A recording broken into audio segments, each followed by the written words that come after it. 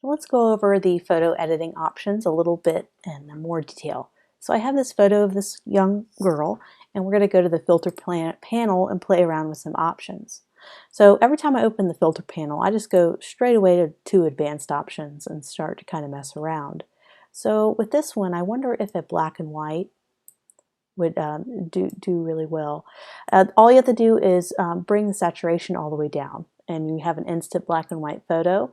And a lot of times I'll increase the contrast to kind of bring out more of the shadows and highlights. That's what contrast does. And you can actually reduce or increase the brightness. That can always help as well. And a lot of these are available to you in a Photoshop program. These are really basic tools. If you wanted to do more extensive editing, I would suggest a Photoshop or another online tool, but this, you could still do a lot with a combination of these sliders. So I like to have it a little bit sharper, so I just reduce the blur a little bit. And vignette, increase. There's not a dramatic effect with vignette, so I usually increase it if I want to have a little bit of the dark edges, but it doesn't seem to do a whole lot in Canva. So I'm just kind of adjusting, trying to find the right fit. Maybe adding some saturation, maybe just a little muted. Can mess around with tint a little bit, but I think I want to keep it just black and white. So there's that photo in black and white. Let me mess around a little bit more. They have preset settings as well, but I think I kind of like, ooh, that has a nice glow to it. And anytime you like a particular filter, go down to advanced options and you can see the combination of filter effects that created that filter. So you can find out kind of what made this happen. So you can create it on your own. Let's go back to black and white. Reduce saturation, increase contrast, maybe increase the brightness, and there you go.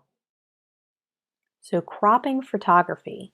We're back to this ad that we were creating before, and we have our nice headline, and we're going to go ahead and add a photo. So we're just going to go to Elements, or actually, I'm sorry, Uploads, and we're going to find the photo that I picked out for this beauty ad for a hair care product company. I'm going to go ahead and drag this photo in, and we're going to learn a little bit about proper cropping, zooming, and kind of figure out what works really well. So I'm going to go ahead and arrange, and I'm sending this photo all the way to the back so you can see the headline. So you have a lot of different options here. You can actually have a really nice, kind of bring our type down here. You can actually have a nice clean headline here, just like that. You can actually have the text overlay the photo. And go ahead and move that over here. So this has a really nice border to it, lots of nice white space. I'm going to go ahead and zoom out so you can see. So this has a potential to be a really nice clean layout. We can also integrate the typography over the photo and zoom in on this a little bit more. So I'm just going to take my photo and I'm just going to get my little icon and drag it. Make it a little bit bigger. I can actually have this go the entire ad and make sure it's all the way in the back. I believe it is. And so right now the headline is kind of really fighting for some attention.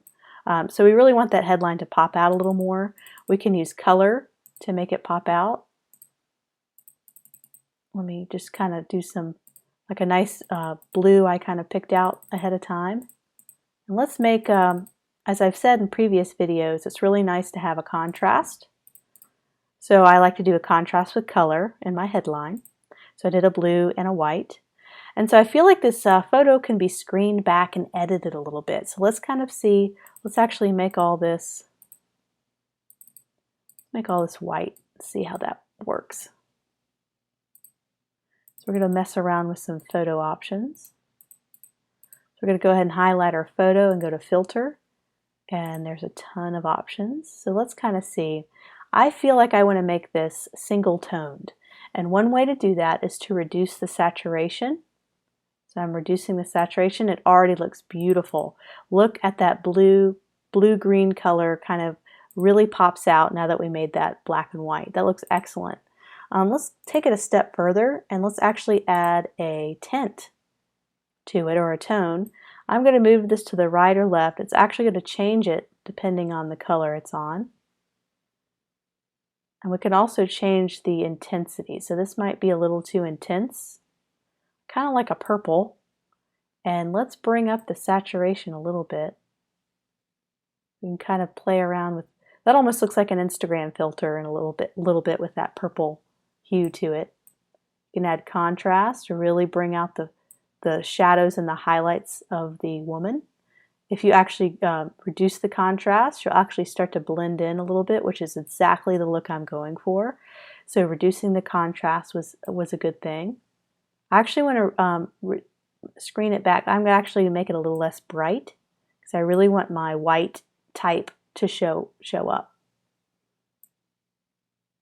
So X process, that's going to bring out your blacks.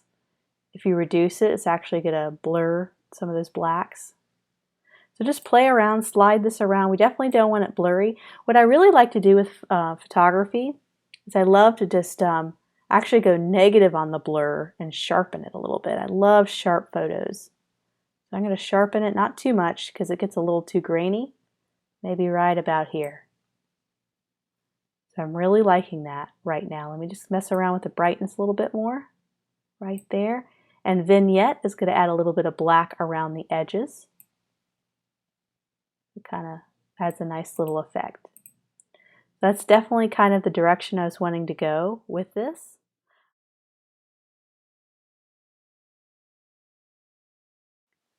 So I wanted to show you guys how you can add texture in Canva.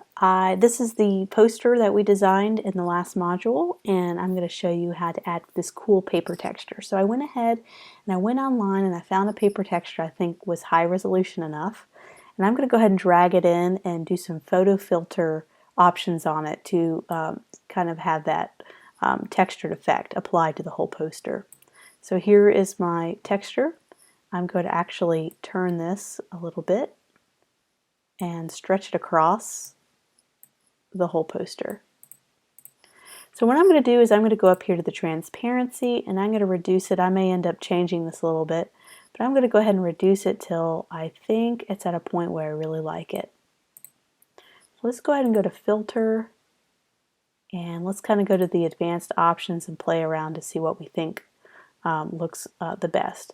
I think I'm going to go right to contrast. I'm actually going to decrease contrast to bring out more of the wrinkles. I think it's going to be, the sweet spot's probably right there. I don't think that's going to do too much because it's already a gray piece of paper. And we want to actually sharpen it a lot. Right about there. Let's go ahead and leave that at 0. And let's do a little bit of a vignette to kind of add the shadow on the corners. Let's play around with brightness just a little bit. And I think we're at a point where I think the texture's been applied. So I'm actually going to reduce the transparency just a little. I can increase it to kind of get a more dramatic effect and decrease it. So you can see just kind of a subtle paper texture. And let me just mess around with contrast a little bit more. Right there.